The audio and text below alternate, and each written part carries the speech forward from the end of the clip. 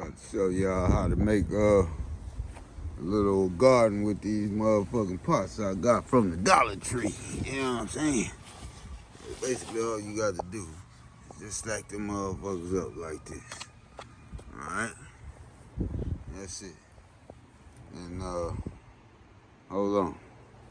Matter of fact, let me go ahead and dress them up. And I'll let y'all know how I look in a minute. Damn, wind done blew that one down, but hold on.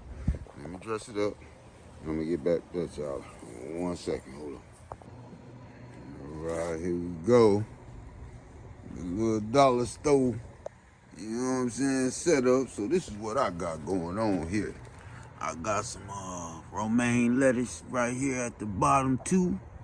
And on the top two, I got the collard greens jumping off. Y'all stop it. Yeah.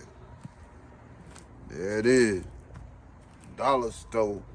Oh, and for those of you that don't know, right?